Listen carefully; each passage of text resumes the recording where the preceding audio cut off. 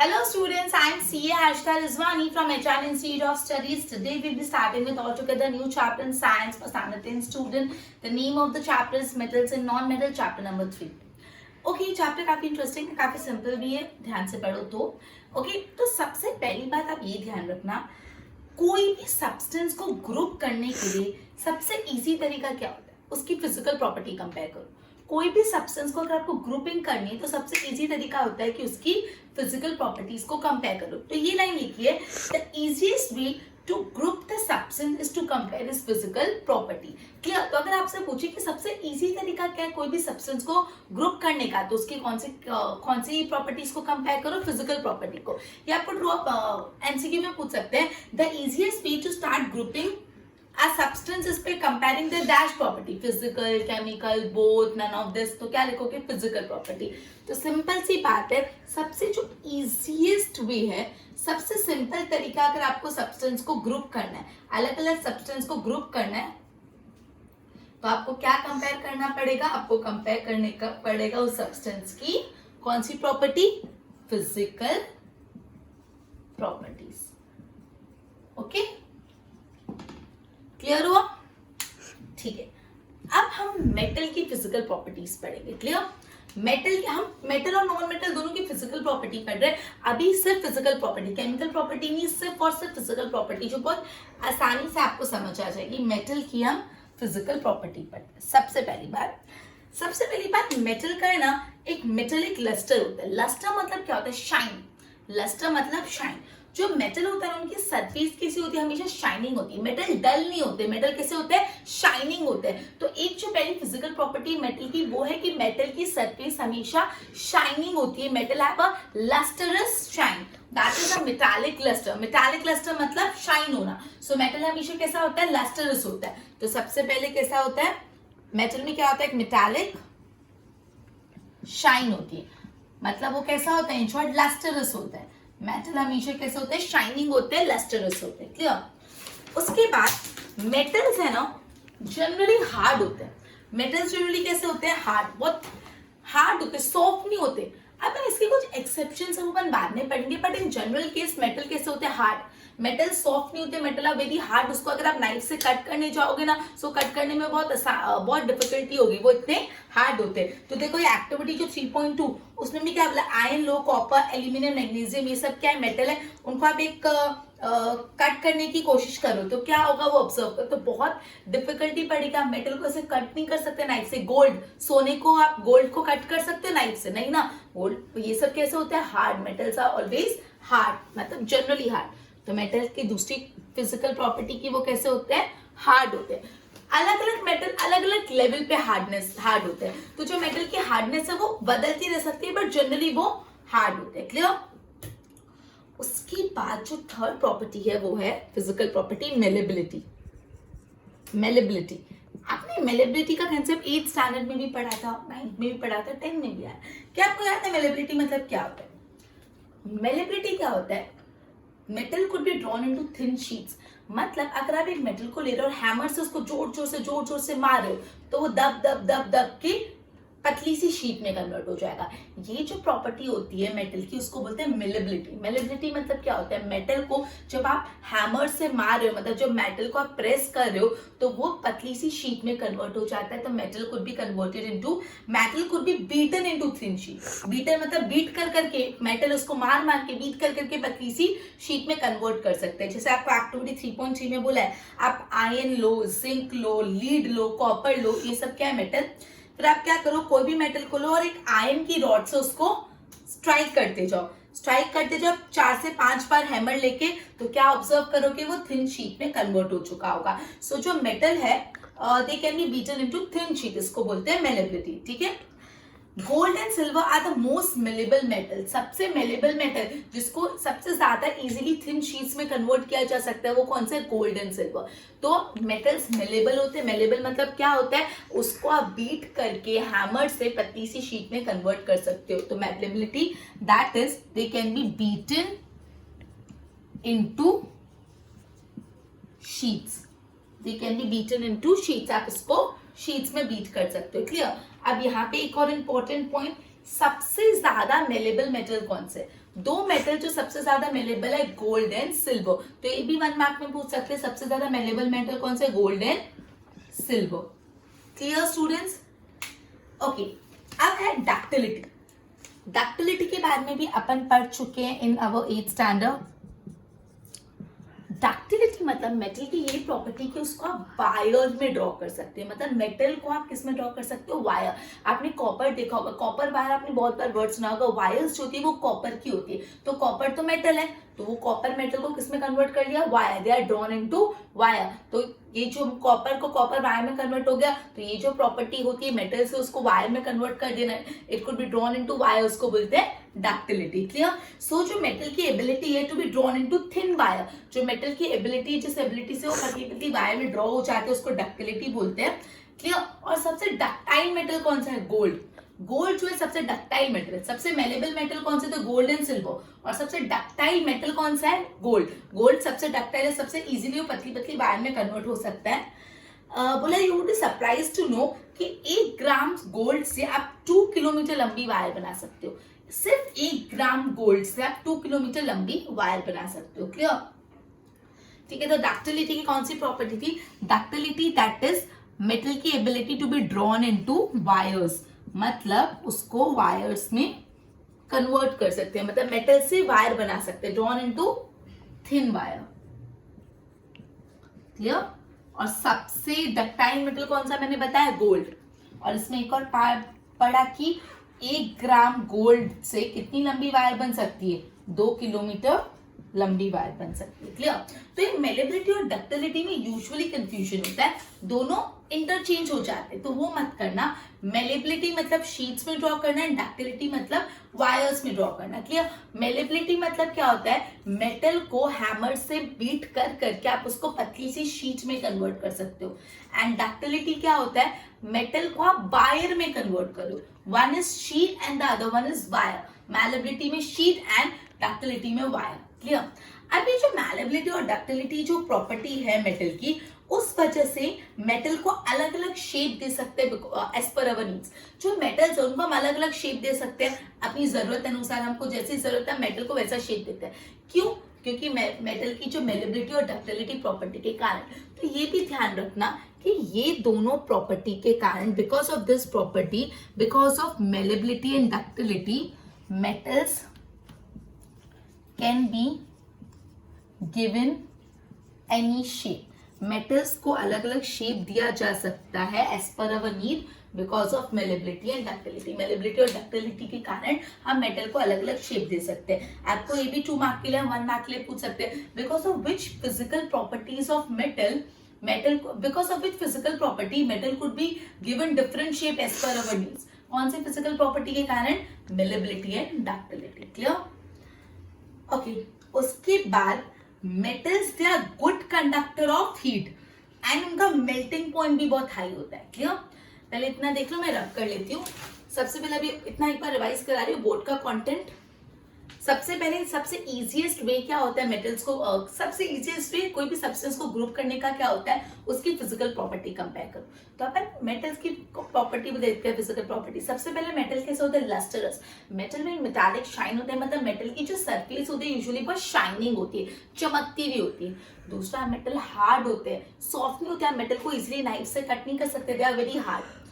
Metals malleable होते हैं, ductile होते हैं। मेलेबल मतलब उनको हैमर से मार के थिन शीट्स में कन्वर्ट किया जा सकता है, और गोल्ड और सिल्वर सबसे ज्यादा मेलेबल मेटल है। और डक्टिलिटी मतलब उनको आप वायर्स में ड्रॉ कर सकते हो, और गोल्ड सबसे ज्यादा डक्टाइल मेटल है। 1 ग्राम गोल्ड से आप 2 किलोमीटर लंबी वायर बना सकते हो। क्लियर? अभी जो मेलेबिलिटी और डक्टिलिटी है, ये दो प्रॉपर्टीज की वजह से मेटल को अलग अलग शेप दे सकते हैं। क्लियर? आगे भी फिजिकल प्रॉपर्टी कंटिन्यू करें। For that I am just rubbing the board, इतना अच्छे से नोटिंग कर देना।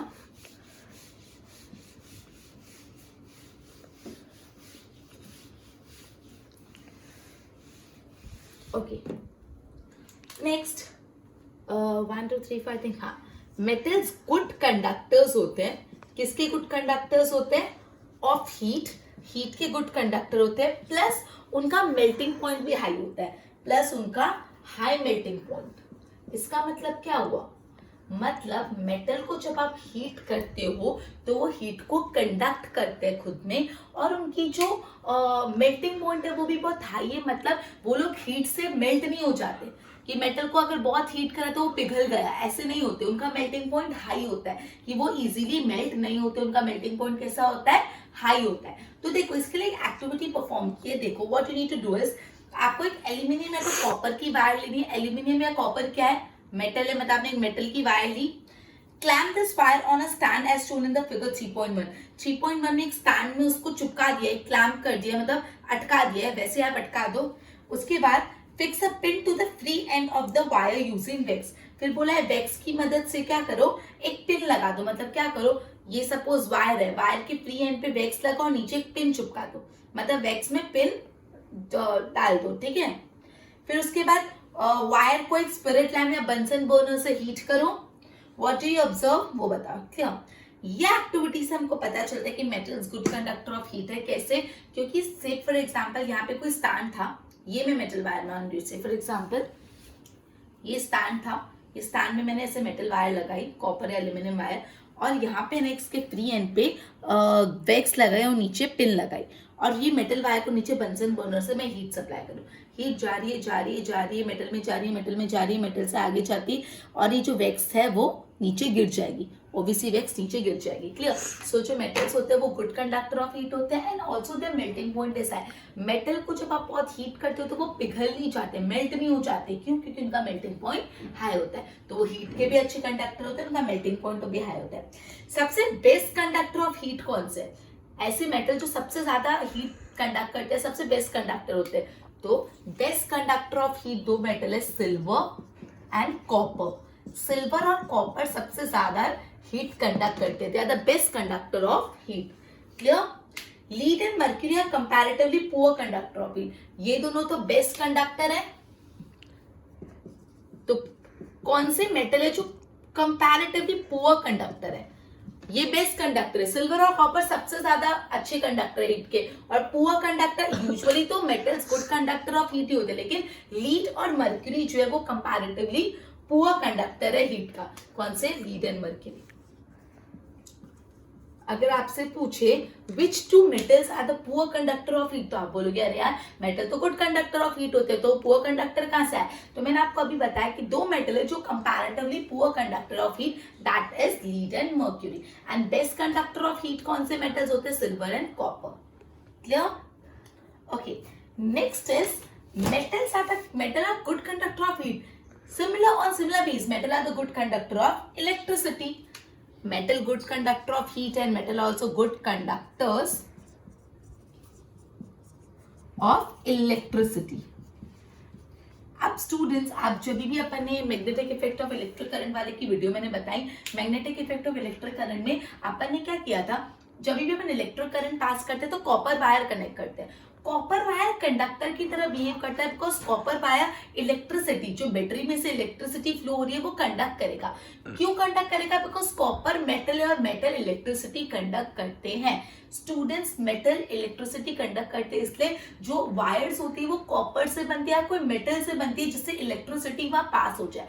और वो वायर के ऊपर जो कवरिंग होती है ना, वो मेटल की नहीं होती, वो रबर की होती है या पीवीसी की होती है। क्यों रबर, पीवीसी इन सब की होती है? बिकॉज रबर, पीवीसी ये सब गुड कंडक्टर ऑफ इलेक्ट्रिसिटी नहीं है, जिससे आप उसको जब टच करो वायर को तो आपको इलेक्ट्रिसिटी लग के शॉर्ट सर्किट नहीं हो जाए।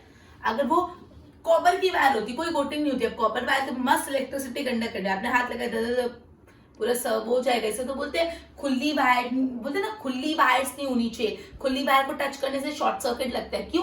क्योंकि जो कॉपर वायर, तो जो मेटल की वायर होता है वो इलेक्ट्रिसिटी कंडक्ट करते हैं। इलेक्ट्रिसिटी कंडक्ट कर वो तो करनी पड़ेगी, लेकिन उसके ऊपर रबर की कोटिंग या पीवीसी की कोटिंग होती है, क्योंकि वो रबर और पीवीसी इलेक्ट्रिसिटी कंडक्ट नहीं करते, तो उसको टच करने में अपन को शॉर्ट सर्किट नहीं लगता, क्लियर। सो मेटल इलेक्ट्रिसिटी के भी अच्छे कंडक्टर है, हीट के भी। अपन को पता है अपन कुछ भी सर्किट बनाते हैं तो हमेशा कॉपर वायर ही लेते हैं, ठीक है। कॉपर वायर क्यों लेते हैं? Because copper is a metal है, metal are the good conductor of electricity.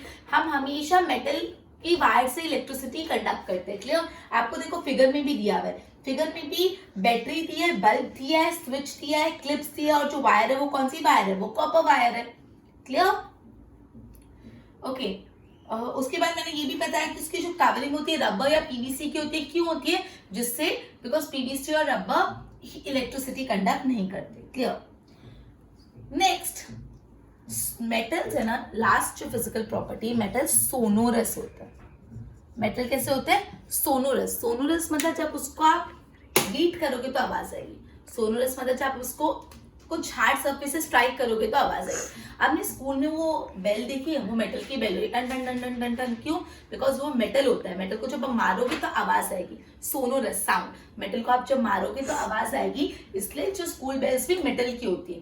Clear? अगर वो मेटल की नहीं हो तो आवाज ही नहीं है। ठीक है? तो यहाँ पे बोला है metal produces sound on striking a hard surface, उसको सोनोरस बोलते हैं। मतलब सोनोरस मतलब मेटल क्या, सोनोरस मतलब क्या प्रोड्यूस करेंगे, नाम से ही पता चल रहा है क्या प्रोड्यूस करेंगे, साउंड प्रोड्यूस करेंगे। कब? जब कोई हार्ड सरफेस स्ट्राइक करता है उस पर। क्लियर? तो ये 7 properties of physical property of metal थी। One more time students, let's revise. सबसे पहले कौन सी थी? मेटल शाइनिंग होते हैं, मेटालिक लस्टर। उसके बाद मेटल हार्ड होता है, आप उसको नाइफ से नहीं कट कर सकते। फिर मेटल मेलेबिलिटी और डक्टिलिटी। मेलेबिलिटी मतलब आप उसको बीट करके थिन वायर में, थिन शीट्स में बना सकते हो। एंड डक्टिलिटी मतलब आप उसको वायर में ड्रॉन कर सकते हो। क्लियर? और मेलेबिलिटी और डक्टिलिटी, ये जो 2 फिजिकल प्रॉपर्टीज है, उन 2 फिजिकल प्रॉपर्टी के कारण जो मेटल होते हैं उनके अलग अलग शेप्स होते हैं। क्लियर? और अपन ने पढ़ी थी मेलेबिलिटी। हाँ, फिर गुड कंडक्टर ऑफ हीट, उसके पहले कुछ पढ़ा था बस ये। हाँ, उसके बाद वो गुड कंडक्टर ऑफ हीट होते हैं, हीट भी कंडक्ट करते हैं, प्लस उनका मेल्टिंग पॉइंट भी हाई होता है, वो इजीली मेल्ट नहीं होते। फिर वो गुड कंडक्टर ऑफ इलेक्ट्रिसिटी भी होते हैं। एंड देन मेटल सोनोरस होते हैं, मतलब जब हार्ड सरफेस उस पर स्ट्राइक करता है तो उसमें से आवाज आती है। क्लियर? अब नॉन मेटल। ओके, तो बोला है in the previous class you have learned that there are very few non-metal. Non-metals are कि metal, obviously metal. Non-metal metal के कंपैरिजन में बहुत कम है। कुछ एग्जाम्पल आपको दिए हुए, जैसे कार्बन हो गया, सल्फर हो गया, आयोडीन हो गया, ऑक्सीजन हो गया, हाइड्रोजन हो गया, ये सब क्या है? Non metal. The non metal या तो सॉलिड होते हैं या तो गैसेस होते हैं। नॉन मेटल का फिजिकल स्टेट कैसा होता है? या तो वो सॉलिड होते हैं, गैसेस होते हैं, लिक्विड नहीं होते नॉन मेटल। लेकिन सिर्फ एक नॉन मेटल है जो लिक्विड है, जो है ब्रोमाइन। नॉन मेटल आप लोग को मर्क्यूरी लग रहा होगा, मर्क्यूरी नहीं। ठीक है? ओके, तो ये चीज करवाते एक बार ध्यान देना।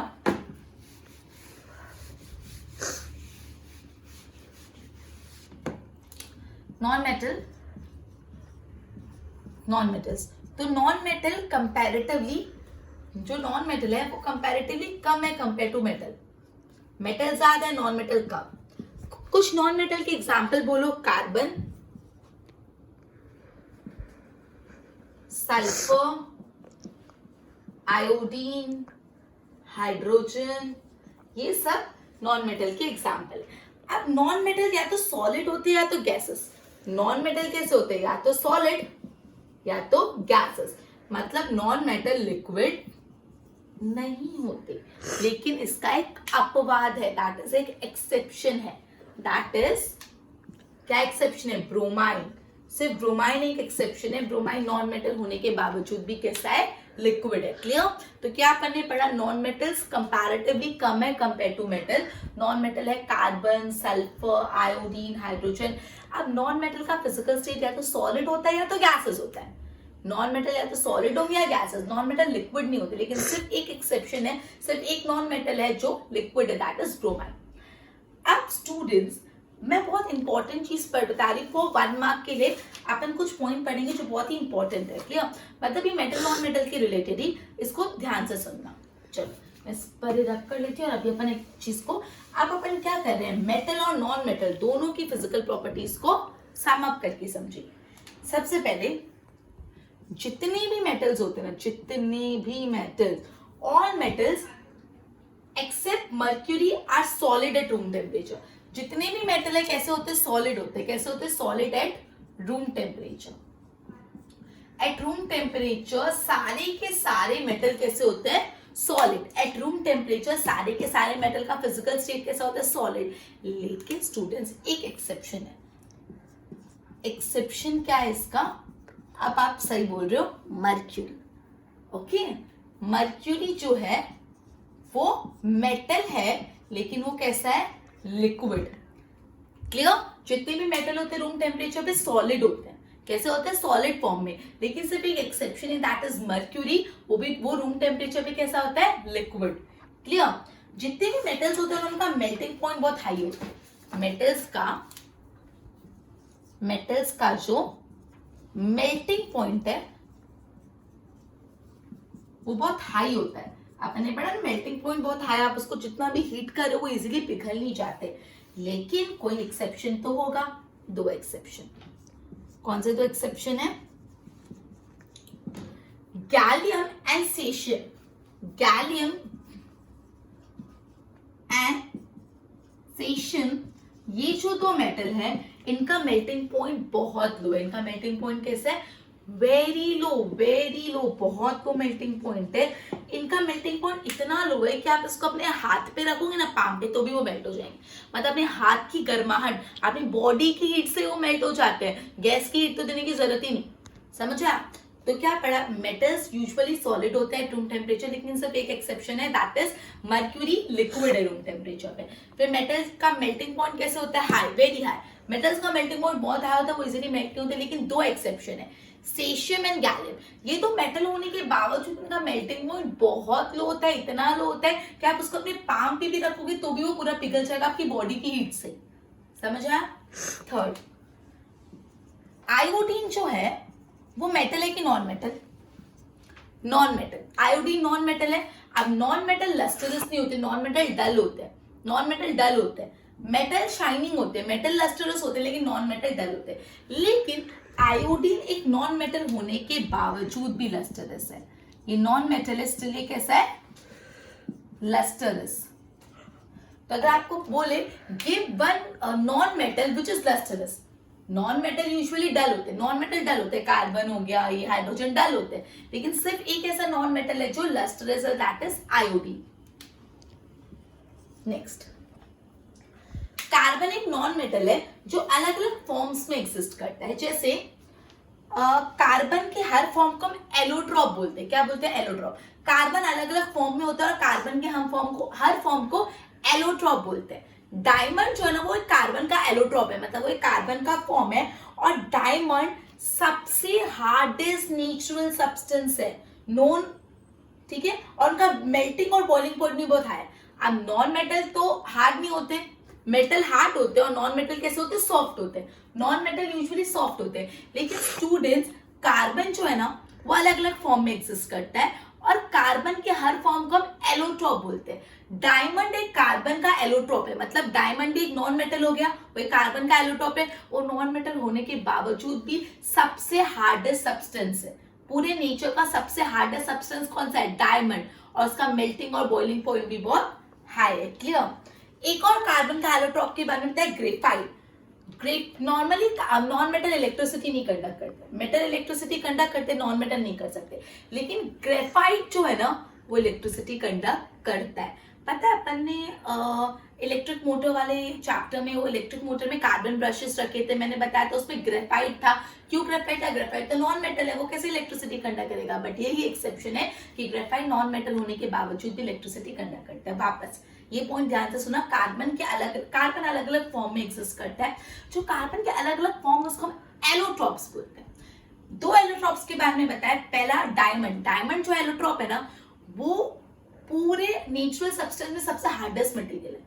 यूजुअली मेटल तो सॉफ्ट होते हैं, लेकिन ये सबसे हार्डेस्ट एक्सेप्शन, और इसका मेल्टिंग और बॉइलिंग पॉइंट भी बहुत हाई है। ग्रेफाइट एक कार्बन का एलोट्रॉप है।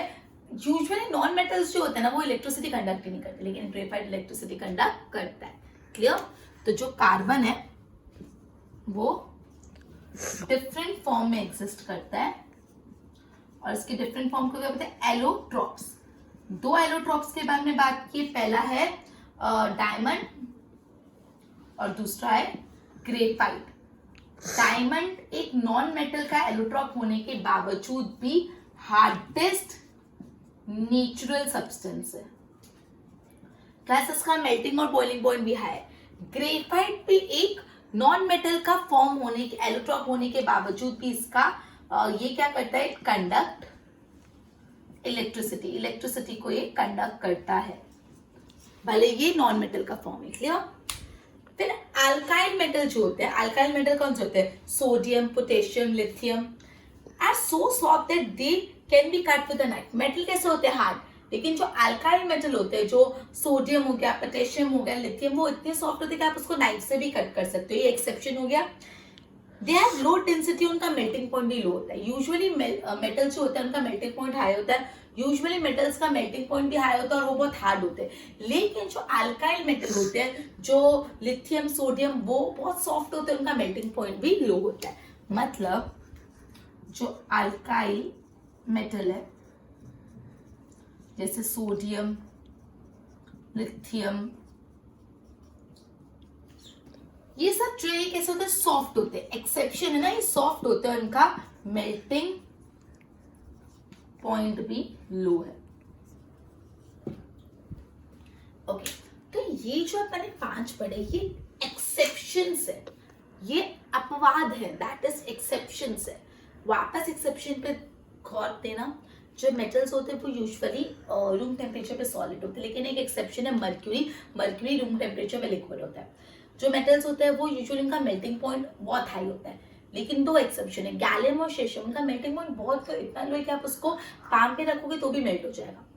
आयोडीन एक नॉन मेटल है। यूजुअली नॉन मेटल्स डल होते हैं, लस्ट्रस नहीं होते, लेकिन आयोडीन लस्ट्रस है।